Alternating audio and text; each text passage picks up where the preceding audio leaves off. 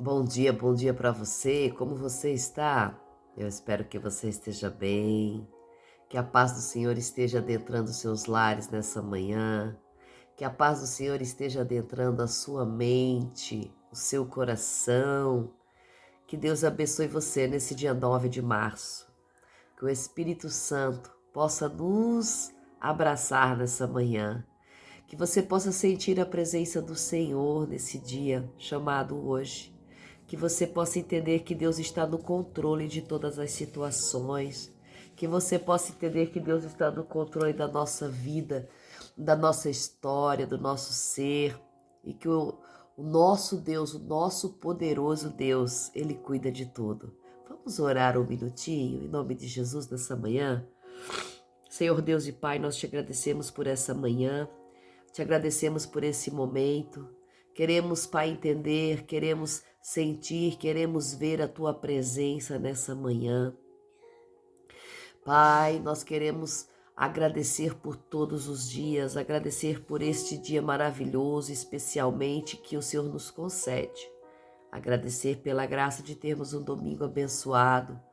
Muitos estão de folgas, mas também muitos estão trabalhando. Senhor, te agradecemos pelo descanso, assim como te agradecemos pelo trabalho.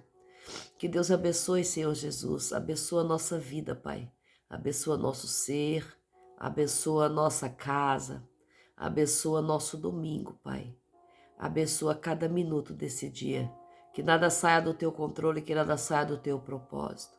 Que o teu controle, o teu propósito esteja, Pai, sobre as nossas vidas e que nós possamos nos achegar a Ti cada dia mais. Derrama do Teu amor, da Tua graça e do Teu Espírito Santo. Bendito seja o Teu nome nessa manhã. Aleluia. Estamos aqui para mais um dia de estudo. Mais um dia de graça, mais um dia de glória, mais um dia a qual o Senhor nos concede a Sua palavra. E hoje vamos dar início ao capítulo 11 do livro de Atos. Amém? Glória a Deus. E ouviram os apóstolos e os irmãos que estavam por toda a Judéia, que também os gentios tinham recebido a palavra de Deus. E quando Pedro subiu a Jerusalém, os fiéis da circuncisão contenderam com ele, dizendo: Tu te associaste com os varões com prepúcio e comeste com eles? Pedro então começou a expor os acontecimentos por ordem, dizendo: Eu estava orando na cidade de Jope em êxtase e tive uma visão. Desci um recipiente com um grande lençol, pendente do céu pelos quatro pontas, e aproximou-se de mim. E fitando nele os meus olhos, contemplei e vi animais terrestres, quadrúpedes, feras, répteis e aves do céu. E ouvi também uma voz que me dizia: Pedro, levanta-te, mata e come. Mas eu respondi e disse: De maneira nenhuma, Senhor, porque jamais entrou na minha boca qualquer coisa comum ou imunda. Mas a voz respondeu-me do céu pela segunda vez: Aquilo que Deus purificou, não o chames tu de comum. E isso sucedeu por 3 vezes, e imediatamente tudo foi recolhido do céu. E eis que naquele mesmo instante 3 homens pararam em frente à a casa onde eu estava, e os quais me foram enviados de Cesareia. E o Espírito me disse que eu fosse com eles sem duvidar de nada. E também estes 6 irmãos foram comigo, e entramos na casa daquele homem. E ele nos contou como vira um anjo na sua casa que estava em pé, e lhe dissera: Envia mensageiros a Jope, e manda chamar a Simão, cujo nome é Pedro, o qual te dirá palavras pelas quais serás tu salvo, e toda a tua casa. E ao começar a falar, foi derramado sobre eles o Espírito Santo, assim como também foi derramado sobre nós no princípio. E lembrei-me da palavra do Senhor e de como disse: João, na verdade, batizou com água, mas vós sereis batizados com o Espírito Santo. Ora, se semelhante Deus lhe concedeu o mesmo dom que também nos deu, pois devemos, depois de crermos no Senhor Jesus Cristo, quem era eu para resistir a Deus? E ao ouvirem essas coisas, calaram-se e glorificaram a Deus, dizendo: Assim, pois, Deus concedeu também aos gentios o arrependimento para a vida. Amém. Glória a Deus. Louvado seja o nome do Senhor Jesus.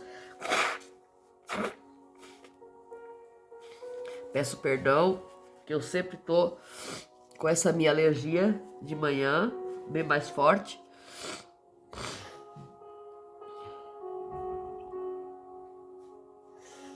Então a palavra do Senhor vai dizer que Pedro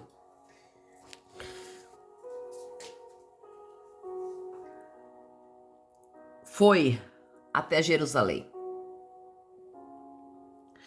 E quando ele chega a Jerusalém, ele encontra os seus fiéis da circuncisão, os seus amigos, aqueles que também receberam o Espírito Santo, que ficaram em Jerusalém. Aqueles que receberam o Espírito Santo no Pentecostes, os judeus. E os judeus da circuncisão, diz bem claro aqui, da lei, contenderam contra Pedro. Após Pedro orar, após descer o Espírito Santo sobre os gentios, após Pedro impor as mãos, após Pedro obedecer a Deus, os irmãos contenderam com ele, dizendo: você se juntou, tu te associou com os varões que não são circuncidados e comeste com eles.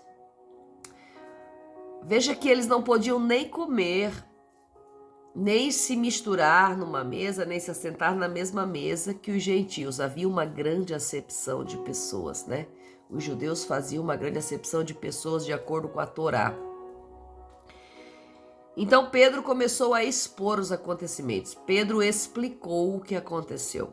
Pedro veio lá do princípio explicando de toda a visão que ele teve e de onde ele foi enviado por Deus, que Deus tinha falado para ele não duvidar, que Deus tinha falado o que ele tinha que fazer, e ele seguiu a ordem, e quando chegou na casa, ele impôs as mãos, ele orou, e todos foram cheios do Espírito Santo.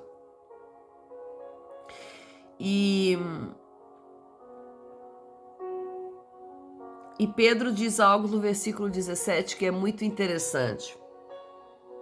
Quem era eu para resistir a Deus?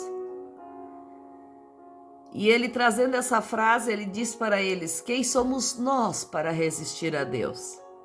Se a Deus lhe aprouve trazer o Espírito Santo sobre os gentios, quem somos nós para resistir a Deus? Quem somos nós na fila do pão para resistir àquilo que Deus ordenou que façamos? Quem somos nós para resistir quando Deus diz que este é escolhido, que este é o chamado, que é este que deve pregar, que é este que deve louvar, que é esse que deve ministrar, que é esse que deve fazer a vontade dele? Quem somos nós para resistir? Mas veja que dentro de nós existe sempre uma resistência. Dentro de nós existe sempre o ato de resistência. Dentro de nós existe sempre o nosso eu, a nossa carne, aquela que quer falar mais alto, o nosso ego, aquilo que quer comandar mesmo a vontade de Deus. E aqui Pedro se lança a dizer: quem somos nós para resistir a Deus, meus irmãos? Se Deus quis batizá-los com o Espírito Santo, se Deus quis colocá-los no caminho, quem somos nós para resistir?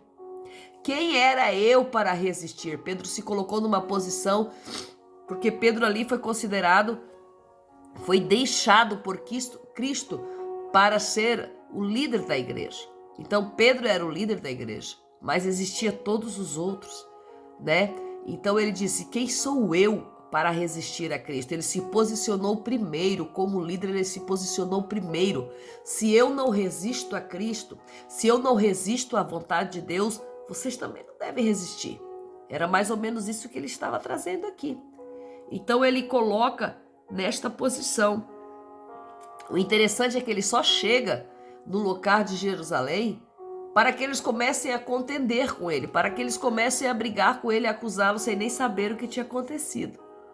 Então assim nós vivemos muitas vezes, nós vivemos contendas que nós não temos nem tempo de explicar, já somos contendidos. Já começamos a sofrer contendas. Nem temos tempo de contar o que aconteceu. Porque nós vamos ver aqui que após Pedro relatar tudo o que aconteceu, após Pedro relatar tudo o que tinha acontecido e o porquê ele comeu com os gentios e o porquê ele entrou na casa dos gentios, eles vão dizer assim,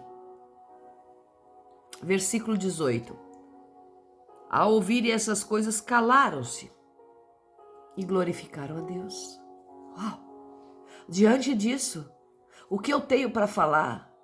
Diante de tudo que você expôs, Pedro, o que eu tenho para resistir?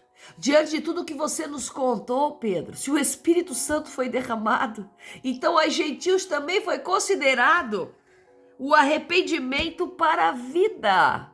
Vida aqui está escrito com letra maiúscula. Para a vida eterna, para a vida com Cristo. Então aos gentios foi aceito, foi dado o arrependimento para a vida. Os gentios também têm direito. Nós somos a nação eleita, o sacerdócio real. Nós somos o povo adquirido por Deus, fomos adquiridos. Ele foi lá, nos pegou e disse: vocês são nossos. Vocês são meus, disse Deus e Jesus e o Espírito Santo. Vocês são povo adquirido, vocês são nação eleita. Vocês vieram para mim não pelo nascimento, mas pela eleição. Eu os adotei como filhos. Então nós somos povo adquirido, nós fomos eleitos para termos a vida eterna. Nós somos povos adquiridos, adquirimos a vida eterna através da eleição de Cristo. Então eles se calaram, não há contenda, não há mais briga, não há mais contenda, não há mais a glorificação ao nome de Deus. Eles se calaram, diz a palavra, e glorificaram a Deus. Diante da escolha, diante desse momento a qual Cristo escolhe a igreja, Cristo escolhe os gentios, não há como haver contenda, e sim glorificação. Diante daquilo que Cristo escolhe, não há como ter contenda, e sim glorificar a Deus. Talvez Cristo está escolhendo pessoas, situações, igrejas, lugares, a quais nós nem queremos aceitar, estamos resistindo à vontade de Deus. Estamos resistindo à vontade de Deus. Mas, nessa manhã, a palavra do Senhor vem nos dizer que nós possamos nos calar, oh aleluia, e simplesmente glorificar pelo arrependimento e pela direito à vida eterna. Que dessa manhã nós possamos entender o que o Espírito está falando ao nosso coração. Nem tudo é da maneira que eu quero, nem tudo é da maneira que eu desejo, nem tudo é da maneira que eu escolho. Porque resisto eu à vontade do Senhor, porque eu resisto aquilo que Ele tem para nós, porque eu resisto aquilo que Ele tem para nós. Se a salvação chegar, ela chega para... A palavra vai dizer que a salvação chegou àquela casa. A salvação chegou naquela casa, versículo 14. A salvação chegou a ele e a toda a casa dele, a toda a casa de Cornélio. Ele era o escolhido de Deus para trazer a salvação. Então Jesus, ele trabalha de uma forma especial nas nossas vidas nessa manhã. Quem sou eu? Quem é você para resistir à vontade de Deus? Para resistir àquilo que Deus já disse que é a escolha para a vida. Que Deus abençoe você nesse domingo e que essa palavra possa trazer frutos à sua alma e ao seu entendimento. A paz do Senhor Jesus. Até amanhã, em nome de Jesus.